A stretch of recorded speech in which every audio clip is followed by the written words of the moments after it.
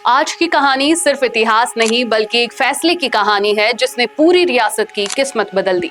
एक ऐसा पल जब सत्ता खाली थी, दुश्मन चारों तरफ थे और सवाल सिर्फ एक था, कौन संभालेगा डूंगरपुर की गद्दी। क्या एक छोटा सा बालक सच में एक पूरे राज्य की जिम्मेदारी उठा सकता था? और कैसे एक 8 साल के बच्चे ने अपनी बुद्धि से सबको चौंका दिया। आज की कहानी आपको अंत तक सोचने पर मजबूर कर देगी। नमस्कार, आप देख रहे हैं संवाद न्यूज और मैं हूं आपकी एंकर दिव्या चौधरी। आज बात करेंगे डूंगरपुर रियासत की, उसके इतिहास की और इस रियासत के लिए योग्य शासक के सौगंध की। ये बात तब की है जब भारत में अंग्रेजों का शासन चल रहा था और डूंगरपुर में अशांति बहुत ज्यादा फैल गई थी।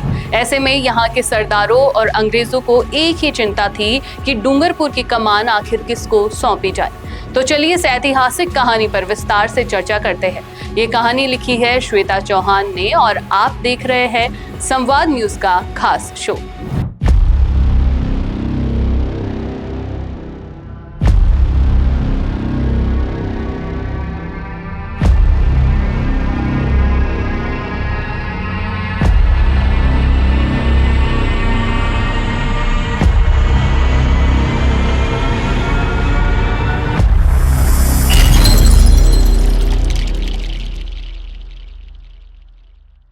ऐसा नहीं है कि उस समय डूंगरपुर का कोई शासक नहीं था। साल 1808 में जसवंत सिंह डूंगरपुर राज्य का महारावल था, पर कहते हैं कि वह एक अयोग्य शासक था। साल 1812 में खुदादाद खान नाम के एक पिंडारी ने अपने आप को सिंध का शहजादा घोषित कर दिया, डूंगरपुर पर आक्रमण कर दिया। ये देख महारावल अपनी रानियों को लेकर डूंगरपुर छोड़कर भाग गया। सिंधियों ने डूंगरपुर पर अधिकार करके उसे नष्ट भ्रष्ट कर दिया, जहां तक कि सरकारी कार्यालय तक जलाकर राख कर दिए। जब महारावल जसवंत सिंह किसी तरह सेना इकट्ठी करके सिंधियों से युद्ध करने के लिए गए तो सिंधियों ने उन्हें कैद कर लिया। महारावल के अनेक सरदार मारे गए। बाद में बड़ी मुश्किल से सूरजमुल नाम के एक सावंत ने खुदाद खान को मारकर महारावल को छुड़ाया था, पर डूंगरपुर पर अभी भी खतरा मंडरा रहा था। मराठों, वहां के सरदारों और भीलों के आतंक का खतरा। इससे बचने के लिए महारावल ने साल 1818 में ईस्ट इंडिया कंपनी के अधीन रहने की संधि की। इस संधि की शर्तें लगभग वही थी जो बाकी राज्यों के साथ रखी गई थी। इस संधि के तुरंत बाद भीलों ने डूंगरपुर राज्य में बहुत लूटपाट मचाई, जिसे महारावल जसवंत सिंह काबू नहीं कर सके। इस कंपनी पर सरकार ने अपनी सेना भेजी। इस सेना को देखकर भीलों ने लड़ना बंद करके अपनी कंपनी के सामने हथियार डाल दिए। इतिहास में दर्ज है कि इस संधि पर 22 भील मुखियाओं ने दस्तखत किए थे, पर कंपनी को यह समझ में आ गया था कि महारावल जसवंत सिंह डूंगरपुर के लिए एक अयोग्य शासक है। ऐसे में कंपनी ने महारावल से राज्य छीनकर पंडित नारायण को डूंगरपुर का प्रबंधक नियुक्त किया। इसके साथ ही 2 सहायक भी नियुक्त किए गए, पर अफसोस यह रहा कि पंडित नारायण 2 साल बाद ही मर गए और कुछ समय बाद दोनों सावंत भी मर गए। नतीजतन डूंगरपुर में फिर से अशांति फैल गई। ये देख अंग्रेजों ने प्रतापगढ़ देवलिया के महारावल सावंत सिंह के छोटे पोते दलपत सिंह को जसवंत सिंह का उत्तराधिकारी नियुक्त कर दिया, पर दलपत सिंह का डूंगरपुर या बांसवाड़ा से कोई सीधा संबंध नहीं था। इसलिए सरदारों ने इसका विरोध किया, लेकिन अंग्रेजों ने बलपूर्वक उसे गद्दी पर बैठा दिया। बाद में जब प्रतापगढ़ का कोई उत्तराधिकारी नहीं बचा तो दलपत सिंह को वहां का भी शासक बना दिया गया और उसने दोनों रियासतों को मिलाने की योजना बनाई। इस बीच जसवंत सिंह ने अपना राज्य वापस पाने की कोशिश की और गोद लेने की प्रक्रिया शुरू की, लेकिन अंग्रेजों ने इसे गलत ठहराया।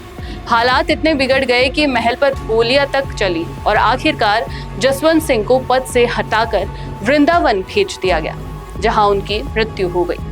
इसके बाद उनकी रानियों ने दलपत सिंह के खिलाफ मोर्चा खोल दिया। तब अंग्रेजों ने फैसला लिया कि सावली के ठाकुर जसवंत सिंह के 4 बेटों में से किसी एक को शासक बनाया जाए।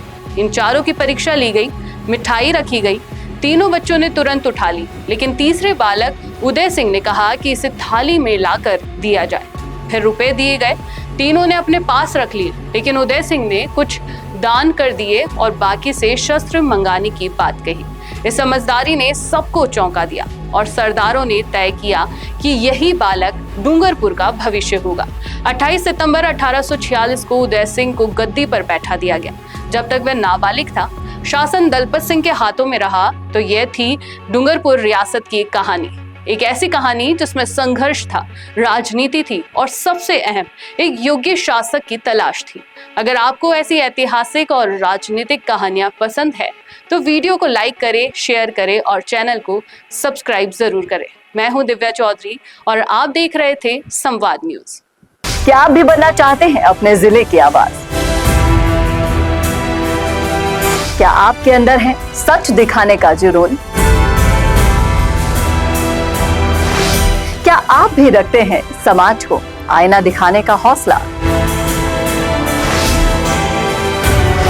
तो संवाद न्यूज आपके लिए लाया है एक बहुत बड़ा मौका।